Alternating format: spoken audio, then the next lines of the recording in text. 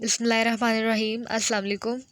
आज मैं आपको mister chips second year mister chips के चैप्टर नंबर 2 का आपको 2 के क्वेश्चन आंसर्स बताने जा रही हूँ। बहुत इंपॉर्टेंट है जो आपके पेपर्स के लिए एज वेल एज़ आपके समझने के लिए भी बहुत ज़्यादा इंपॉर्टेंट है।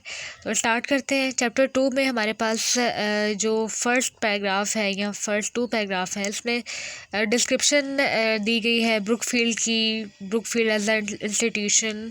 तो यही इम्पोर्टेंट भी है।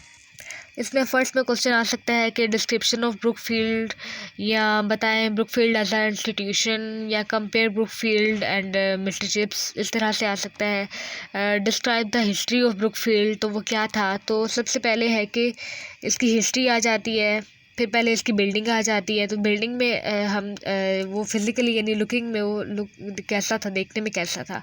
तो फर्स्ट में है across the road behind the rampart of ancient elms lay Brookfield russet under its autumn mantle of creeper, a group of 18th century buildings centered upon a quadrangle, and there were acres of playing field beyond.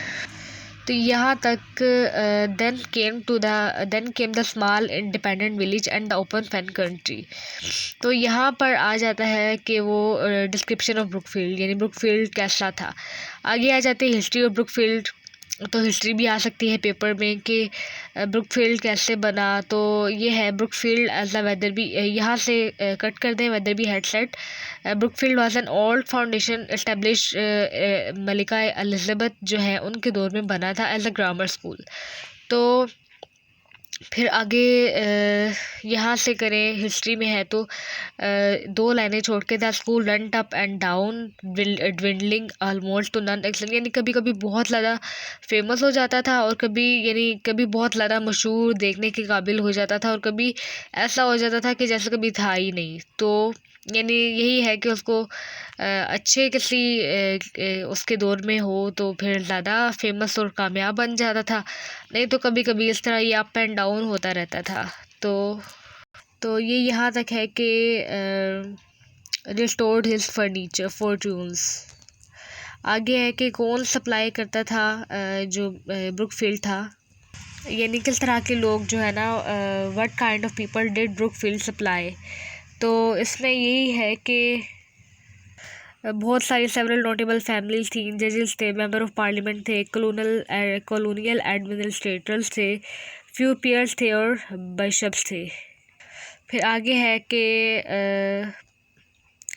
यहाँ से मोस्टी और हाउर को काट दें तो it के आगे also लगा दें। It also turn out merchants and manufacturers. फिर सेकंड पैराग्राफ से को छोड़ के आगे जब आते हैं बिल्कुल लास्ट पेज 4 के बिल्कुल लास्ट पैराग्राफ में, तो इसमें है कि मिस्टर चिप्स का क्या ड्रीम था, किस तरह के वो आदमी थे, वो क्या चाहते थे। तो वो ये है कि his dream had been to headship eventually और at any rate a senior mastership in really first class school. तो वो ये चाहते थे कि उनको एक अच्छे स्कूल में जो है ना सीनियर मास्टरशिप मिल जाए। लेकिन फिर आगे भी अगला यही क्वेश्चन है कि वो उनका एकेडमिक स्टेटस क्या था, यानी वो एज अ टीचर कैसे थे, उनकी एजुकेशन क्या थी और वो क्यों ऐसे नहीं। तो इसका यही है कि उनको बाद में एहसास हो गया था कि his degree was not, for instance को काट दें, was not particularly good and his discipline though good enough and improving was not absolutely reliable under all conditions. यानी उनको पता चल गया था कि अच्छा आगे भी है, he had no private meals and no family connections of any importance. यानी उनको पता चल गया था कि उनकी डिग्री भी इतनी अच्छी नहीं है, फिर वो डिसिप्लिन भी इतना अच्छा नहीं कंट्रोल कर सकते, उनके सारे डिसिप्लिन के भी इश्यूज़ हैं, और फिर उनके कोई फैमिली कनेक्शंस नहीं है, कोई प्राइवेट मील्स इस तरह का कोई नहीं है। तो फिर उन्होंने यानी इसी चीज़ को बेहतर समझा, ब्रुकफील्ड में काम करते रहे। तो फिर आगे है कि ये इम्पोर्टेंट है कि वो जब 40 ईयर्स की एज पे थे तो उनका क्या स्टेटस था, 60 ईयर्स की एज पे थे तो फिर उनका क्या स्टेटस था, 50 पे थे तो क्या उनका था। तो what was the status of mister Chips at the age of 40। तो ये है थर्ड लाइन पेज नंबर 5 की, आई थिंक पेज नंबर 5 की थर्ड लाइन है। At 40 he was rooted settled quite happy, यानी बहुत खुश थे, मुतमईन ज़िंदगी थी उनकी। यानी at 50 he was the doyen of the staff, यानी बहुत ज़्यादा सीनियर हो गए थे, और 60 में क्या हुआ था, under a new and youthful head he was Brookfield, यानी वो खुद ब्रुकफील्ड बन गए थे, बजाय कि वो खुद कुछ और बनते, वो ब्रुकफील्ड खुद ही बन गए थे, the guest of honour at old Brookfieldian dinners. यानी जब डिनर्स होते थे तो उन्हें बुलाया जाता था, फिर ब्रुकफील्ड के जितने भी इम्पोर्टेंट मैटर्स होते थे उन्हें जो है ना वहाँ पे एज अ क्या कहते हैं अहम फैसलों में उन्हें रखा जाता था। फिर सबसे इम्पोर्टेंट ये क्वेश्चन है कि एट एंड इन 1913, यानी जब वो रिटायर हो गए थे, और हाँ ये भी है कि व्हेन ही वाज रिटायर्ड, और उन्हें क्या जो है ना दिया गया था। When he turned 65, retired was presented with a check and a writing desk and a clock, यानी उन्हें क्या दिया गया था, क्या कहते हैं कि what kind of farewell was given to Mr. Chips, या what was the Mr. Chips presented at the age of his at his retirement. तो ये सारी चीज़ें इनको रिटायरमेंट पे दी गई थी।